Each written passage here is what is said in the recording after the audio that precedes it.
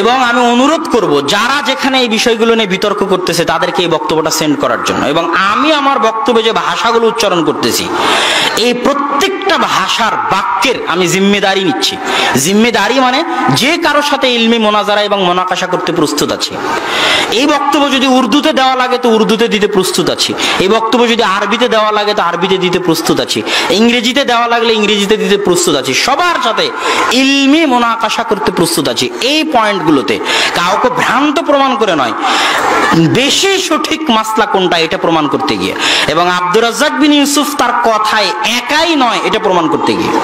এখন আব্দুর রাজ্জাক বিন ইউসুফ ফতোয়া দিয়েছে যে মাস্ক পরে সালাত আদায় করবেন না। তিনি কিন্তু বলেননি যে মাস্ক পরে সালাত আদায় করলে সালাত হবে না।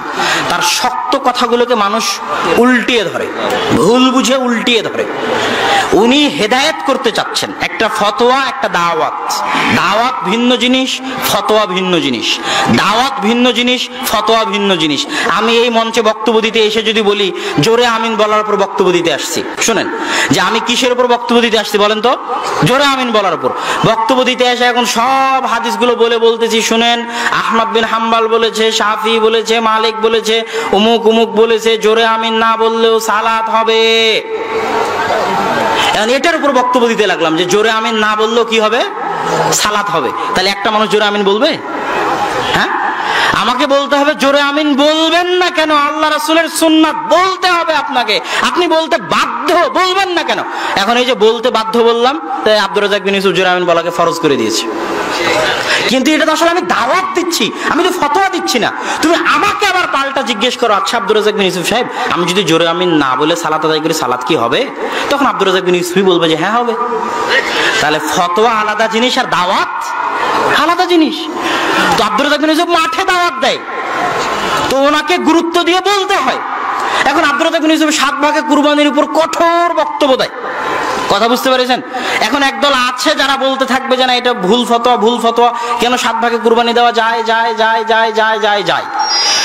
তাহলে আমাকেও যদি জিজ্ঞেস করা হয় তা আমিও বলবো যে হ্যাঁ, যদি পরিবারের পক্ষ থেকে না হয়, আব্দুর রাজ্জাক বিন ইউসুফ, আমি না, আব্দুর রাজ্জাক বিন ইউসুফ, যদি পরিবারের পক্ষ থেকে না হয় তো দেওয়া যেতে পারে। কিন্তু এটা ঠিক নয়, উচিত নয়। উত্তম কোনটা? আল্লাহ রাসূল বলেছে একটা পরিবারের পক্ষ থেকে একটা কুরবানি, এটা উত্তম। তো দাওয়াত তো আমাকে এটাই দিতে হবে যে সবাই পরিবারের পক্ষ থেকে একটা কুরবানি দেন। কথা বুঝতে পেরেছেন? ওটার উপর জোর দিতে হবে, এটা আল্লাহ রাসূলের সুন্নাত, কেন দিবেন না দেন, কেন দিবেন না দেন। এখন তুমি চলে গেছো উল্টা রাস্তায়, সব সুন্নাত বিরোধী কার্যকলাপ কিভাবে জায়েজ প্রমাণ করা যায় এই জন্য তুমি ফতোয়ার পিছনে লেগে গেছো। উনি আছেন দাওয়াতে, তুমি আছো ফতোয়ায়। ফতোয়া ওনাকেও জিজ্ঞেস করলে উনি আনসার দিবে। তাহলে এখন সবাই মাস্ক পরে সালাত আদায় করতেছে, যেখানে গরুর কুরবানির হাটে ঘামের সাথে ঘাম লাগে। কিসের সাথে কি লাগে বলেন তো? ঘামের সাথে ঘাম লাগে। ওই কুরবানির হাটের মধ্যে যে মসজিদ আছে ওখানে 3 ফিট দূরে দাঁড়িয়ে সালাত আদায় করতেছে। তাহলে এটা তামাশা না?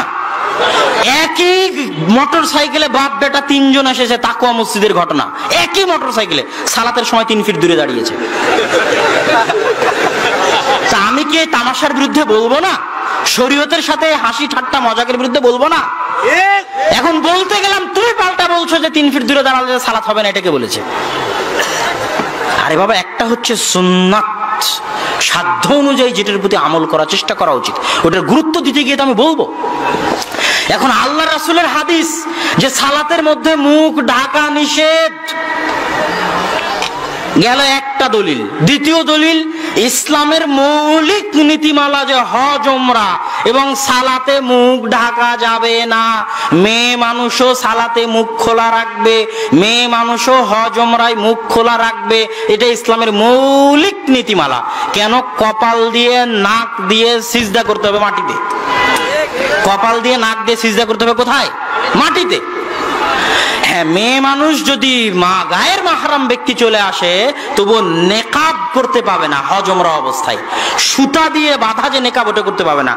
এমনি একটা চাদর মুখের উপর স্বাভাবিক ঢেকে দিতে পারবে, তবু মুখ খোলা রাখতে হবে।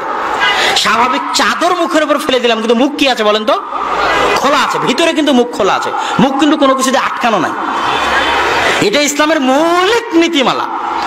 সালাতের মধ্যে যদি গায়ের মাহরাম আসে ওড়নাকে এমনি ফেলে দিতে হবে, এভাবে বেঁধে মুখ ঢাকা যাবে না। কথা কি বুঝতে পেরেছেন? মেয়ে মানুষের ক্ষেত্রেও এটা ইসলামের মৌলিক নীতিমালা।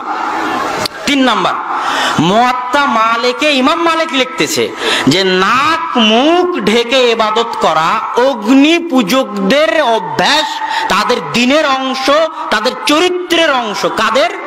অগ্নি পূজকদের। কে বলেছে? ইমাম মালিক। কোথায় বলেছে? মুয়াত্তা মালিকে বলেছে। তাহলে মান তাশাব্বাহা মিন গায়রি কওমিন, যে ব্যক্তি অন্য কোন জাতির সাথে সাদৃশ্য স্থাপন করলো, সে কি করলো? সে তাদের সাথে কিয়ামতের মাঠে উঠবে। তাহলে তিনটে জিনিস, নাক কপাল মাটিতে লাগিয়ে সিজদা করতে হবে। 2, মুখ ঢেকে ইবাদত করে মাজুসিরা। 3, আল্লাহ রাসূলের হাদিস এবং ইসলামের মৌলিক নীতিমালা যে হজ, উমরা এবং সালাতে মুখ ঢাকা যাবে না। এখন আমি সালাতে মুখ ঢেকে সালাত আদায় করতেছি, তো আব্দুর রাজ্জাক বিন ইউসুফ কেন নিষেধ করতেছে মুখ ঢেকে সালাত আদায় করতে? 2টা কারণে। মুখ ঢেকে সালাত আদায় করা তখনই যাবে যখন নিশ্চিত জানা যাবে যে মুখ না ঢেকলে আমি মারা যেতে পারি। কথা বুঝতে পারেননি? মুখ না ঢেকলে আমি বড় অ্যাক্সিডেন্টে আক্রান্ত হতে পারি। তো যেহেতু করোনা ভাইরাস ছোঁয়াচে রোগ, আর ইসলাম ছোঁয়াচে রোগকে মানে না। কথা বুঝতে পারছেন? ইসলাম ছোঁয়াচে রোগকে কি করে না? মানে না। তো ছোঁয়াচে রোগ থেকে বাঁচার জন্য আপনি যা যা অবলম্বন করবেন সেটা প্রমাণ করবে যে আপনি ছোঁয়াচে রোগে বিশ্বাস করেন। আপনাকে স্বাভাবিক থাকতে হবে। কিরকম থাকতে হবে? স্বাভাবিক। এটা গেল তো বাইরের জীবন। আবার ওটাকে যদি আপনি মসজিদে নিয়ে যান, সালাতের মধ্যে নিয়ে যান, ওটা আরো অতিরিক্ত হয়ে গেল। কেননা আমি ছোঁয়াচে রোগে বিশ্বাসই করি না, এই জন্য আমি মুখ ঢাকতে নিষেধ করতেছি। যে করোনা ভাইরাস যেহেতু ছোঁয়াচে রোগ, আর ছোঁয়াচে রোগ যেহেতু নাই, অতএব এই না থাকা জিনিসটার কারণে সালাতের এত বড় গুরুত্বপূর্ণ ইবাদতকে তুমি মুখ ঢেকে নষ্ট করে দিবে, এটা হতে পারে না। এটা যদি না করি তাহলে জাবারিয়া হয়ে গেলাম। মাছ যদি না পড়ি তাহলে জাবারিয়া। আরে বাবা, এটা নয়, আমি তো ছোঁয়াচে রোগে বিশ্বাস করি না, এই জন্য মুখ ঢাকি না। তো আবার সালাতের মধ্যে হানাফি আলেম আব্দুস সালাম চাটগামি, হাটহাজারী মাদ্রাসার মুহাদ্দিস, পাকিস্তানও হাটহাজারী মাদ্রাসার মুফতি, পাকিস্তানেও বহুদিন উনি মুফতি আম ছিলেন। ইয়েমেনের বহু বড় বড় মুহাদ্দিসের ফতোয়া উনি লিখেছেন। হানাফিরা মাসলা মাসাইলের ক্ষেত্রে একটু বেশি দাকিক হয়। আহলে হাদিসরা বলবে জায়েজ না জায়েজ, হালাল হারাম, মাঝখানে কোনো অপশন আহলে হাদিসরা রাখে না। হানাফিরা অনেক অপশন রাখে, বলবে ফরজ, ওয়াজিব, সুন্নাত, নফল, মুস্তাহাব, 5টা। কয়টা? 5টা। মানে ওরা একটু বেশি যাচাই বাছাই করে যে এটা মুস্তাহাব, এটা নফল, এটা সুন্নাত, এটা ওয়াজিব, এটা ফরজ। আর আহলে হাদিসদের মতে 2টাই, হয় ফরজ না হয় সুন্নাত, কোনো অপশন নেই। হয় ফরজ না হয় সুন্নাত। এবার হালাল হারামের ক্ষেত্রে ওদের কাছে 2টা অপশন, মাকরু, হারাম। মাকরু আবার 2 ভাগে, মাকরু তানজিহি, মাকরু তাহরিমি। মাকরু তাহরিমি মানে হারামের নিকটবর্তী। তো হানাফিরা যারা দাকিক মাসলা মাসাইলের ক্ষেত্রে, তিনি এই বইয়ে লিখেছে যে হানাফি মাযহাবের মতে সালাতে মুখ ঢেকে ইবাদত করা মাকরুহে তাহরিমি, মানে হারামের কাছাকাছি মাকরু। তাহলে আব্দুর রাজ্জাক বিন ইউসুফ তার ফতোয়ায় একক। এটা কিভাবে হলো? সম্মানিত উপস্থিতি, 3 ফিট দূরে দাঁড়ানো, মসজিদ বন্ধ হয়ে যাওয়া। আগে বহু মহামারী গেছে, কোন মহামারীতে মহামারী থেকে বাঁচার জন্য মানুষ বলেছে মসজিদ বন্ধ করে দাও, মসজিদে গেলে মহামারী হয়ে যাবে। এর দলিল পৃথিবীর ইতিহাসে কোথাও নাই। যে কয়েকটা দলিল দেওয়া হয়েছে আর আরবি ইবারত জানে না, এরা যে জাহেল, অজ্ঞ, মূর্খ, অনুবাদ বুঝে না। অনুবাদে বলা আছে, আরবি অনুবাদে বলা আছে যে মহামারীর কারণে গ্রামকে গ্রাম মানুষ মরে এমন ভাবে সাফ হয়ে গেল যে লাম ইয়াবকা আহাদুন, কেউ নাই সালাত আদায় করার। সালাত আদায় করার যেহেতু কেউ নাই, এই জন্য মসজিদ বিরান পড়ে আছে। কথা বুঝতে পারেননি? ওই ইবারত তুলে বলতেছে, এই দেখেন মহামারীর কারণে মসজিদ বন্ধ করা যাবে। তোমাকে আরো 10 বছর পড়তে হবে, যদি আমি ভাই বলতে চাই না। কিন্তু এত বড় অজ্ঞতা দেখলে মাথা ঠিক থাকে না, এত বড় মূর্খতা দেখলে মাথা ঠিক থাকে না। আরবি ইবারত বুঝো না, ফতোয়া তোমাকে কে দিতে বলেছে? অনুবাদ বুঝো না, কে ফতোয়া দিতে বলেছে? এমন কোন নজির নাই ইতিহাসে, বরং পাল্টা উল্টা নজির আছে। উল্টা নজির দেখবেন, আল মাউন ফিত তাউন, পূর্ণ নামটা ঠিক হলো কিনা জানি না, ইবনে হাজার আসকালানির বই, মহামারীর উপর লেখা। ইবনে হাজার আসকালানি 400-450 হিজরির ঘটনা নকল করতেছে, দামেস্ক, সিরিয়া, ফিলিস্তিনের ঘটনা নকল করতেছে। ভয়ঙ্কর মহামারী, গ্রামকে গ্রাম সাফ হয়েছে সেকেন্ডে। কে কাফন দিবে, কে জানাজা দিবে, কাকে কোন কবরে দেওয়া হবে ভাবার সময় নাই, গণকবর। ওই মুহূর্তে মানুষরা বলা বলি করতে লাগলো, এই শোনো, মহামারী থেকে যদি বাঁচতে চাও, যে যা গুনাহের কাজ করছো সব বন্ধ করে দাও, মদের আড্ডা বন্ধ করে দাও, মদের দোকান বন্ধ করে দাও, জেনার দোকান বন্ধ করে দাও, যা আছে তাসের দোকান, জুয়ার দোকান সব বন্ধ করে দাও, দিয়ে নারী পুরুষ সবাই চলো মসজিদে। ইবনে হাজার আসকালানী নকল করতেছে, নারী পুরুষ সব ভেঙ্গে মসজিদে চলে গেল, বলছে মসজিদে গিয়ে কাঁদো, তওবা করো, ইস্তেগফার করো। সবাই মসজিদে গিয়ে তওবা ইস্তেগফার করতে লাগলো, আল্লাহ মহামারী উঠিয়ে নিলেন। তাহলে মহামারী থেকে বাঁচতে মসজিদে যাওয়ার দলিল আছে বেটা, মসজিদ বন্ধ করার কোনো দলিল নাই। এবং মুসলমানের বাঁচার জায়গা মসজিদই, শত দলিল আছে। সূর্যগ্রহণ লাগলো, মহাবিপদ, দৌড়ে গিয়ে দেখে আল্লাহ রাসূল মসজিদে সালাত আদায় করতেছে। তাহলে বিপদ থেকে বাঁচতে কোথায় পালাতে হবে?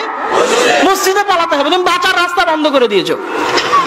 এইসব আউল ফাউল জাতিসংঘ কখন কি না বলে, হু কখন কি বলে, জন হপকিন্স কি পরিসংখ্যান দেয় না দেয়, ওগুলো সারাদিন পেপার পত্রিকা প্রচার করে, ওগুলোর চাপে সবার মাথা হয়ে গেছে নষ্ট। যে ফতোয়া টিকবে না সেই ফতোয়া দেওয়া ঠিক নয়। কেন 3 ফুট দূরে দাঁড়িয়ে সালাতের পক্ষে তুমি যে লড়াই করতেছো, মাস্ক পরে সালাত আদায়ের পক্ষে যে লড়াই করতেছো, এই ফতোয়া কিন্তু টিকবে না। কি জন্য টিকবে না? এখন পর্যন্ত বিশ্ব স্বাস্থ্য সংস্থা বলো আর জাতিসংঘ বলো আর বিজ্ঞানীরা ডাক্তারেরা বলো, কেউ নিজেও জানে না যে করোনা ভাইরাস কি, কেমনে ঢুকে কেমনে বের হয়, কি করা যাবে, মাস্ক পরলে বাঁচা যাবে না, মাস্ক পরলে বাঁচা যাবে না, কোন মাস্ক পরতে হবে, সার্জিক্যাল মাস্ক না কাপড়ের মাস্ক না পিপিই, কি পরলে বাঁচা যাবে কেউ ভালোভাবে জানে। প্রত্যেক দিনই মতভেদ। আজকে জাতিসংঘ একটা মত দিচ্ছে যে মাস্ক না পরলেও কোনো সমস্যা নাই, করোনা ভাইরাস হবে না। পরের দিন আবার বলছে না মাস্ক পরতে হবে। পরের দিন আবার বলতেছে একদল ডাক্তার, না এই সার্জিক্যাল মাস্ক পরা যাবে না, কাপড়ের মাস্ক না, কাপড়ের মাস্ক না, সার্জিক্যাল মাস্ক। তো ওরই তো মন্তব্যের ঠিক নাই, তুমি তার উপর ভিত্তি করে ফতোয়া দিয়ে ইসলামের বিধানকে এত দ্রুত কেন পরিবর্তন করলে? ডাক্তারেরা আগে সব একমত হোক, একমত হয়ে বলুক, তারপরে একটা কথা।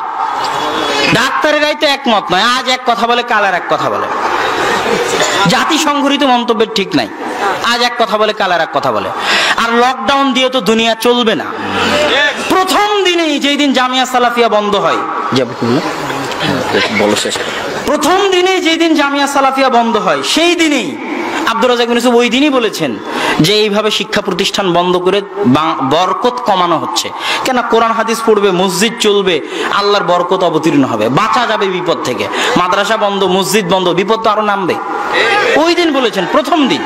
তখন মানুষ অনেক সমালোচনা করেছে, কিন্তু বাস্তব সত্য কথা কিন্তু এটাই। তো এখন পর্যন্ত জাতিসংঘ কেউ বলেনি যে আপনারা 3 ফুট দূরে দাঁড়ায়েন না, কেউ আপনারা 3 ফুট দূরে না দাঁড়িয়ে পাশাপাশি দাঁড়ান। কেউ জানে না যে কত ফুট দূরে করোনা ভাইরাস যায়, 9 ফুট দূর পর্যন্ত যায় না 10 ফিট দূর পর্যন্ত যায়, 3 ফিট দূর পর্যন্ত যায়, কেউ কিন্তু জানে না। কারণ 3 ফিট দূরে দাঁড়ালে যদি 9 ফুট দূরেও ধরে, তাহলে কথা বুঝতে পারেননি? তাহলে যে ফতোয়া টিকবে না সেই ফতোয়া দিতে গিয়ে অপমান হতে হবে, আজ হোক কাল হোক হতে হবে। কেননা জাতিসংঘ কোনোদিন বলবে না যে এখন করোনা মহামারী উঠে গেছে, এখন আর নাই। যতদিন টিকা না আসবে, যতদিন ব্যবসা কমপ্লিট না হবে টিকা বিক্রি করার, ততদিন করোনা কিন্তু চলতেই থাকবে, ততদিন করোনা চলতেই থাকবে। তো এখন যতদিন করোনা চলতে থাকবে দেখবেন যে না, ও মসজিদ 3 ফুট দূরে বন্ধ হয়ে গেছে, মাস্ক ছাড়া মানুষ ছালাতে আসতেছে, তাহলে ওরা যতক্ষণ বলবে না ততক্ষণ তুমি তোমার ফতোয়া ধরে রাখতে পারবা না। অতএব ওই ফতোয়ায় গিয়ে শুধু বিরোধিতা করা হবে, শুধু হিংসা করা হবে। বরং এটাই সঠিক সারমর্ম কথা, ছোঁয়াচে রোগ নাই, এটা বেশি বিশুদ্ধ। ছোঁয়াচে রোগ যেহেতু নাই, এই জন্য আমি মাস্ক পরে সালাত আদায় করবো না, এটা অনেক বড় হুকুম। সালাতে মুখ খোলা রাখা অনেক বড় হুকুম, এবং মাজুসিরা মুখ ঢেকে ইবাদত করে। ছোঁয়াচে রোগ যেহেতু নাই, সেহেতু আমি 3 ফিট দূরে দাঁড়াবো না। কেননা পাশাপাশি দাঁড়ানোর কত গুরুত্ব, অগণিত অসংখ্য হাদিস আছে প্রাচীর দিয়ে পাশাপাশি দাঁড়ানোর। আর ছোঁয়াচে রোগ যদি একবার বিশ্বাস করা হয়, মুসাফা বন্ধ হয়ে যাবে। ছোঁয়াচে রোগ যদি থাকতো, আল্লাহ রাসূল পায়ে পা দাঁড়ানোর হুকুম দিতেন না। ছোঁয়াচে রোগ যদি থাকতো, আল্লাহ রাসূল মুসাফা করতে বলতেন না। ছোঁয়াচে রোগ যদি থাকতো, ইসলামে ঈদের জামাত, জুমার খুতবা, বিশাল সমাবেশ, এগুলো থাকতো না, এগুলো আল্লাহ রাসূল হুকুম দিতেন না। ছোঁয়াচে রোগ যদি থাকতো, অসুস্থ ব্যক্তিকে আল্লাহ রাসূল দেখতে যেতে বলতেন না। কেন? ছোঁয়াচে রোগে আক্রান্ত ব্যক্তিকে দেখতে গেলে তো আমিও আক্রান্ত হব না? আমি আক্রান্ত হব। আল্লাহ রাসূল বলছে অসুস্থ ব্যক্তিকে দেখতে যাওয়া হক। এক মুসলিম